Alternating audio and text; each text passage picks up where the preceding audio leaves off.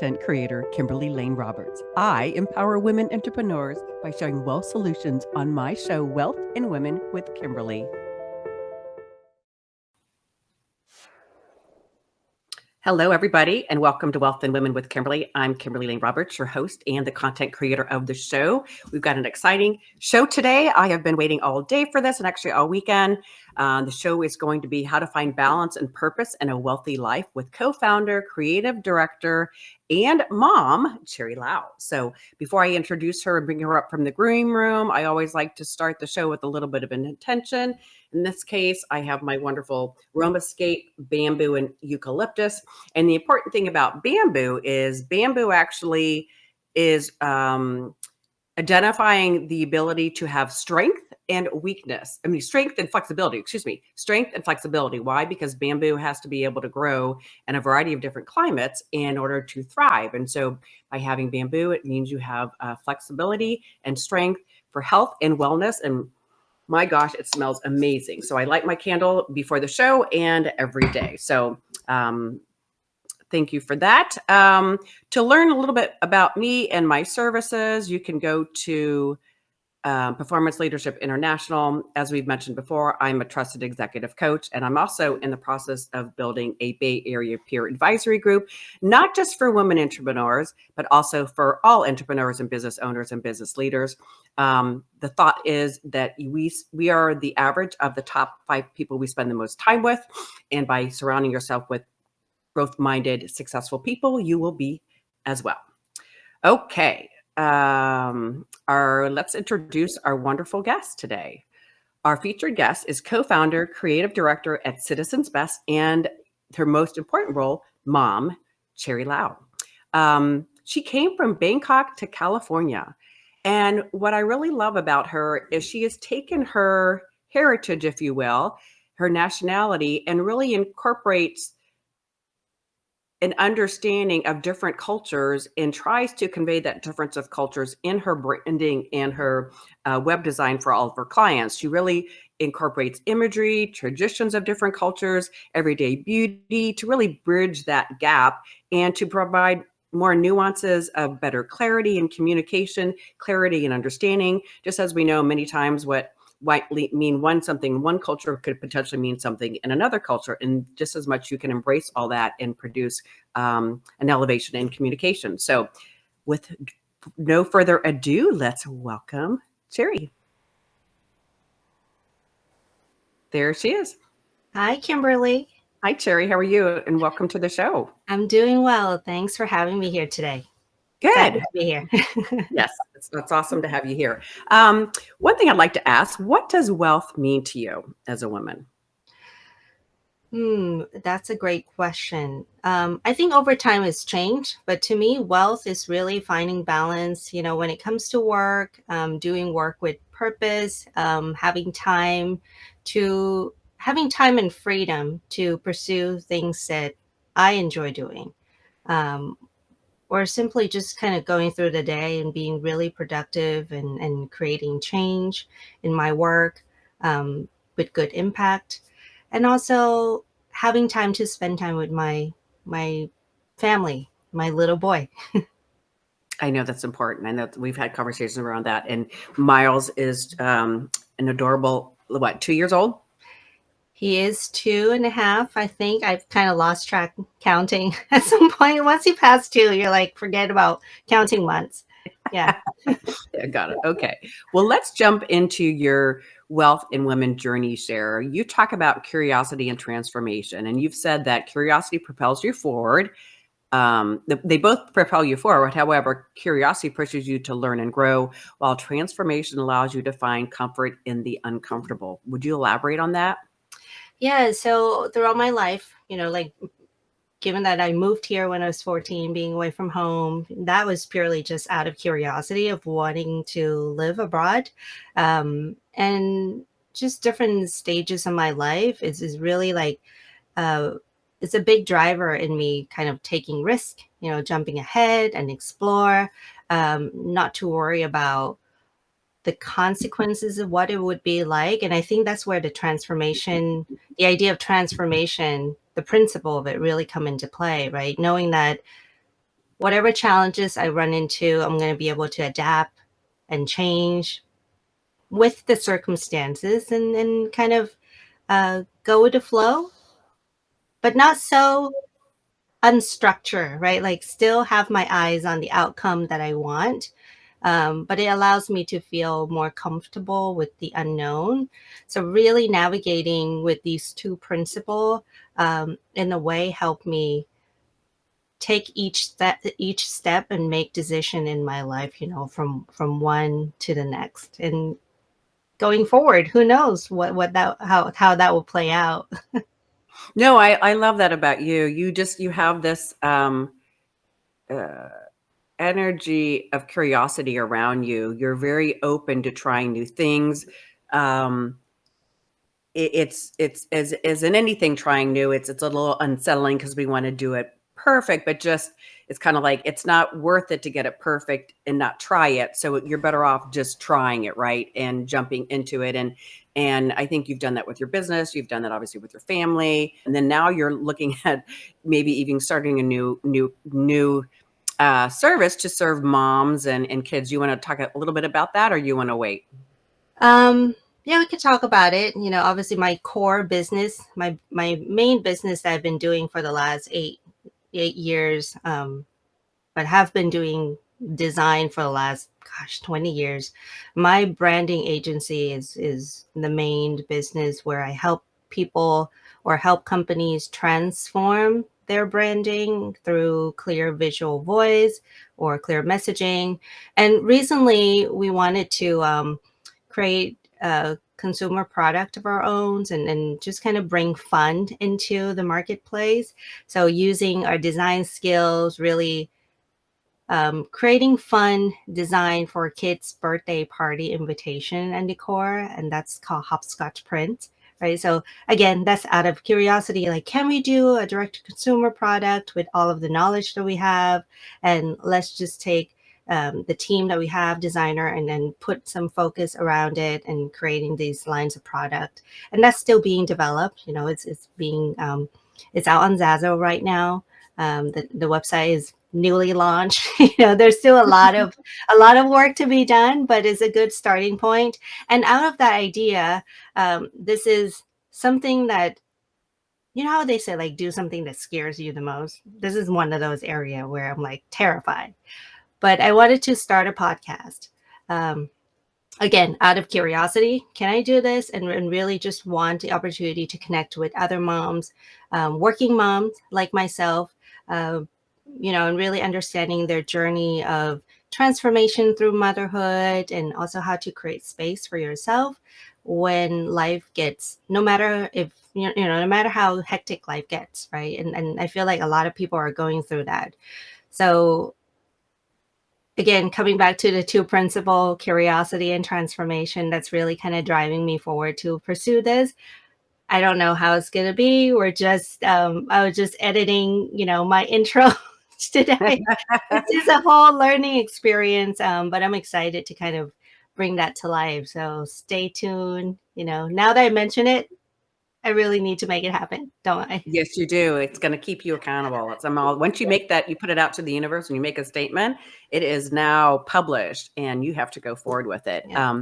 That kind of leads into my wealth and journey share, in that we're only as strong as the fear we address, meaning if you do not pursue that innate feeling within yourself that you want to do this podcast to support mothers and talk about balance and purpose, it's going to eat away at you because you're like, I know I need to do this, but I'm not doing it. So it ends up bringing us down and almost weakening our effectiveness if we don't face that fear. So the point in that comment is we're only as strong as the fear we address. Once we address that fear, once we take that leap of faith, no matter if it's perfect or not, we just jump in based on your curiosity. I think then we gain our strength in that by facing that fear. So good for you.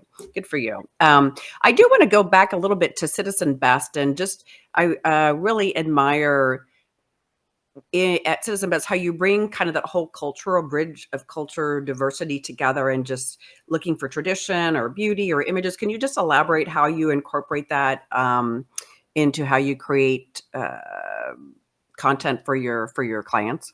Yes. Obviously the foundations of it allows me.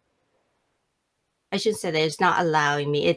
It's kind of embedded into my process. Like when we look at clients, challenges, and what we want to create, um, I automatically think about how do we be inclusive, right? You're not just designing for one particular market, even though you have a very clear target audience. But nowadays, there's a mix of ethnicity and culture and races, and how do you make sure that whatever messaging you put out is inclusive?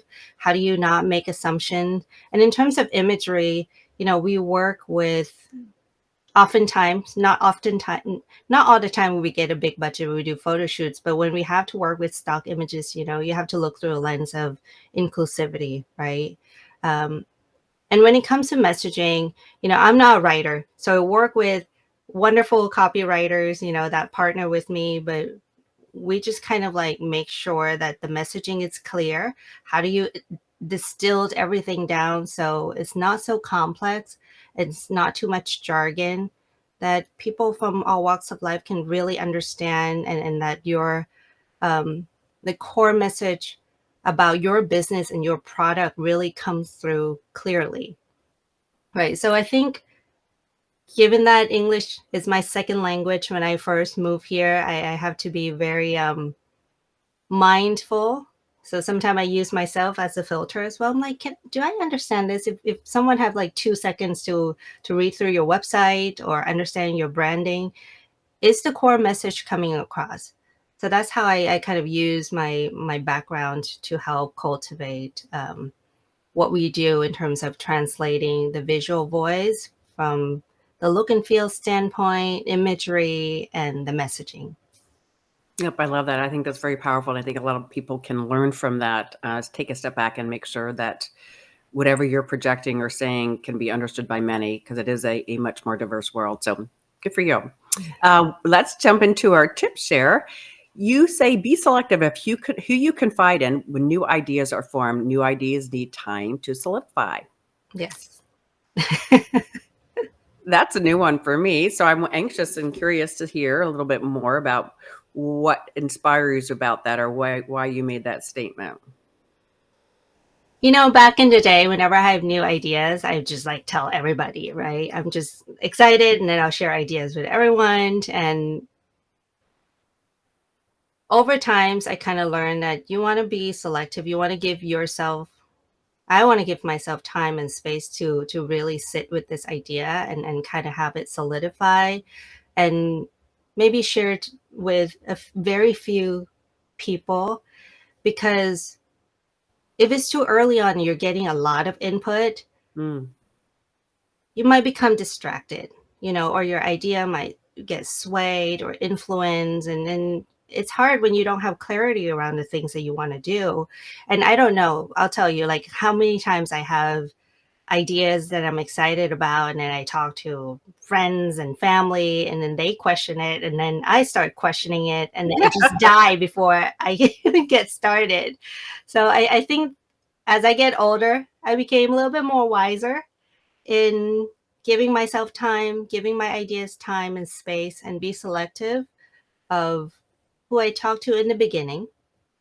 And then once you have a proof of concept, then you kind of share a little bit more, broader and broader, right? Giving time for ideas to solidify. I So, like so that. it's not Yeah. dead in the water before you begin. Yeah, right. Because we can be our own worst saboteurs. Well, then who needs friends and family to do it for us, right? So I think that's important to really be clear and solid in your why. Why are you doing this, and what's the purpose behind it, and where are you going to be aligned with what kind of messaging, and what is the outcome you want, and knowing that, well, I don't want to, you weren't designing invitations for teenagers, you're designing it for kids. There's a purpose behind that. You can relate to the difficulty and challenges of putting a birthday party together for young kids, right? So it's versus, well, why don't you do it for teenagers, or why don't you do it for colleges? Like, no, that's not my purpose. So I think, yes, because we can, if we're not determined what we stand for, we'll fall for whatever's being suggested, or possibly decide not to do it, and that's not the reason. Right. You had an inkling to do it, so move forward. But input is important. Input from trusted network of people is also important. So I ask people that I trust for their opinions all the time, but it just have to come at the right time, right? Right. And I think only you would know when it's the right time. I tend to kind of like time box it. So I'm like, okay, I'm gonna do this until X number a day, and then I'm gonna ask X number of people. Otherwise, you can't get that off the ground either. Because if you keep asking for ideas and you're not taking action, which happened to me before, right? So it's Yeah, you about don't want. finding the Yeah, right balance, right? yeah, it's okay it's good to have support. It's good to have people believe in what you're doing too, but you shouldn't still, if you're the only one that believes in it, there's still a reason why you should do it. Yes. Right. And my tip here is new ideas don't have to be perfect. There will be many iterations. Just jump in, as Cherry's been talking about. Just have curiosity, jump in. You'll be transformed along the way. You'll flow. It'll all work out. Before I drop you back down to the green room and our time is over, anything else you want to share, especially around for you as a mother, also, co-founder and creative director, quite busy. You've got a lot of different hats, if you will, to balance. What is your secret for managing that and ensuring that you get the self-care and time you need for yourself? So many women out there are looking for that. What would be your tip and advice? I would say just accept the fact that you cannot do it all, right? And I forget that sometime, and it's okay to not to feel like you're not doing it all, because nobody should. It's impossible. You got to prioritize. Um, and I think just check in. Self-care is important for me. Like I think if I take the time to fill my cup, then I can show up for other people better. And when it comes to my son, he's only going to be little for so long. Work will be here. So if I carve out my day to spend time with him, I know that I'm never going to regret spending that time, right? But I'm going to regret not spending the time. So just kind of looking at life through the lens of abundance, and kind of what bring me joy or happiness. No, exactly. No, it's really, sometimes when you look back at your day or even your week, it's those moments that were unexpected, or the time with Miles, or just those one little glimpse of moments are really the treasure that you found in the day, right? And not necessarily hour on that proposal. So good for you for carving out that time. So Yeah, thank you for being a guest today. Any last minute thoughts, Cherry, before I put you down the green room? just have fun. I Okay. think it's very easy to forget to have fun. So just have fun along the way and be curious and be flexible. All right, great. And you'll be able to find information on how to connect with Cherry here at Citizen Best. You can also find her on LinkedIn. And also in the show notes, we'll have more information on her podcast if you are a young mother or new mother or old mother who want to possibly be a guest on her show. So stay tuned. Bye for now, Cherry. Okay, everybody. Thank you for joining us today. If you want to bring more wealth and abundance into your life, feel free to schedule a complimentary 30-minute consultation with me. You can find it there on the link. You can also find it at Performance Leadership International. I really believe that if you believe it, and you want it, I can help you manifest your dreams into reality. I've done it for myself. I've done it for others, and I would love to be able to do that for you.